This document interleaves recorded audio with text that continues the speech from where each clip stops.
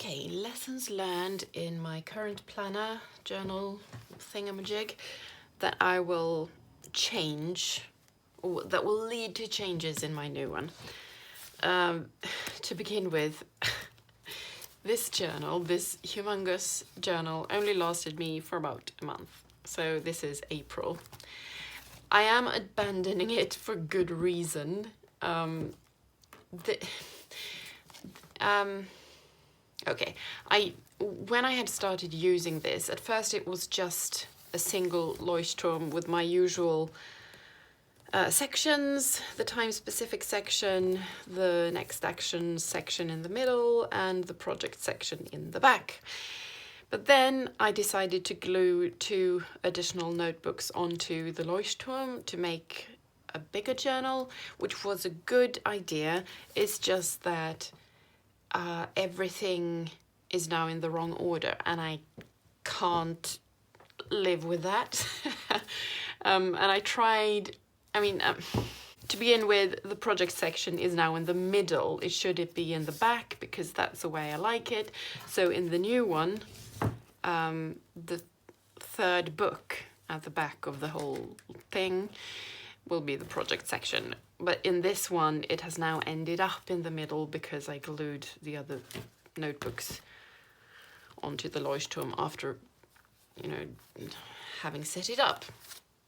And another thing that I realized is that the next actions, I do like the division into different sections for the week, but it was a mistake to draw them all, to set them up beforehand, because what happens is that the used pages that I want to paint over become interspersed like this. So I've drawn out the boxes or the sections for all these weeks, and then comes a page like this that I've covered, the used next action lists, and it's just, I don't like it. So it's too messy, even for me. So in the new one, I am going to, actually, this will be my May booklet with the calendar and the weeklies and the habit tracker in the back. And then instead of having all the booklets at the beginning of the book and then the next action section, I'm going to have a next action section for each month, because most months are 4 weeks. So it will actually be quite, it will work out well, I think, to have them in between. So the next booklet will be after the next action section for May. So here I will have the calendar for June and the booklet, and then the next actions for June divided by weeks, or in 2 weeks. And also, if I end up not liking this setup, this kind of setup for the next actions, I can change it in June. Whereas in this one, where I've already sort of ruined all these pages by setting it up like this, I can't change my mind. I can, but I'll have to use a lot of Tipp-Ex or, paint over it, or just live with these stupid lines. So yes, I am abandoning a book that is only half full, or perhaps 3/4. All these pre-prepared next action lists will never be used, which is bad, I know, but it's why stay in a book where I'm not completely comfortable, because it's not set up the way I want it to be. I think I have good reasons to abandon it, and it can serve as a reminder of what not to do. Don't draw all these lines on all these pages in advance, because you will regret it.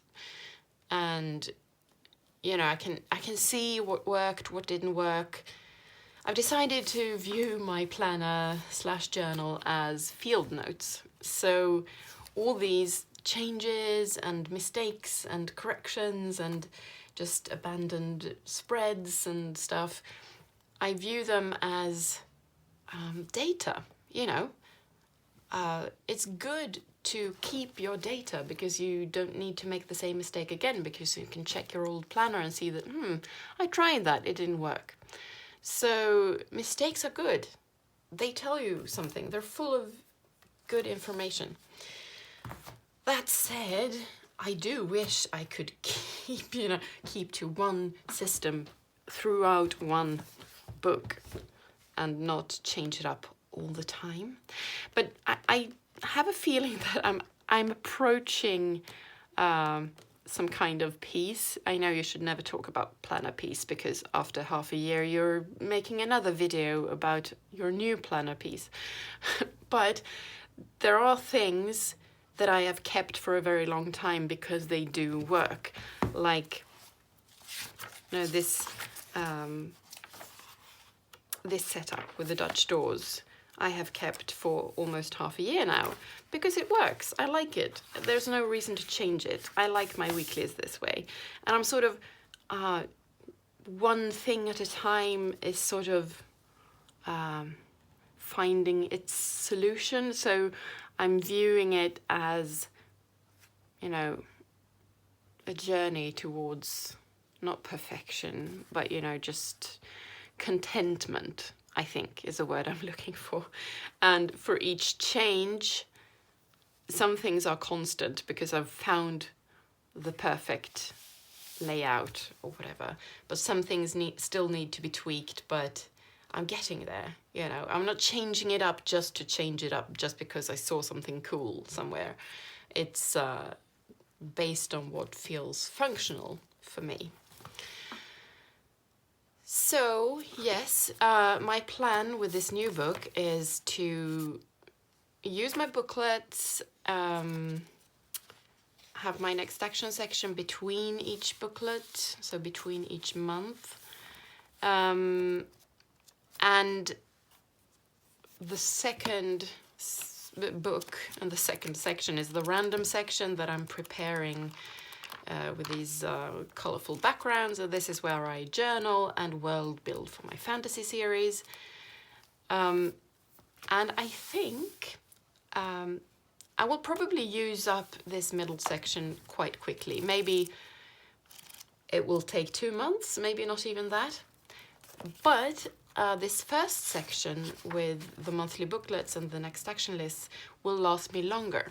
So, conundrum? Not really, because the plan is to cut this middle section out. When I've filled it with all my yummy memories and quotations and just silly thoughts, I will cut it out and replace it with a new middle section, because, you know, the spine isn't pretty at all, so it doesn't matter what I do with it. I can cut it up as much as I want to. So this means that it will be kind of a almost like a traveler's notebook, where you can take inserts out and replace them. It's just that the inserts are actually glued into the same, it's the same book right now, but I will remove it and put a fresh Leuchtturm or whatever in there when it's all filled up. So I think that's kind of a good idea. We'll see how it goes. Anyway, the final section, as I said, will be for projects. And I'm thinking, I've been very sort of scared to be messy in my project section. I've set my project spreads up like this, very structured with scripting and references and notes and blah, blah, blah, someday maybe lists. I'm thinking, yes, I still want these, but I've been using the random section in this one. Let's see. To brainstorm as well. This is brainstorming about planner stuff. So this is actually my plans for the next book that I'm talking about right now. But I'm thinking I can have these brainstorming spreads and notes and, you know, agendas in the project section as well. So I will both have structured project spreads with sub-projects and just lists of these are things I need to do. And also, you know, notes, more sort of free note-taking and ideas and plans to do with those projects. I mean, I think I can handle having those messy spreads in the same section as the structured spreads, as long as I sort of divide them, because I will have the structured lists at the beginning of the project section for work first and for home in the second part of the book.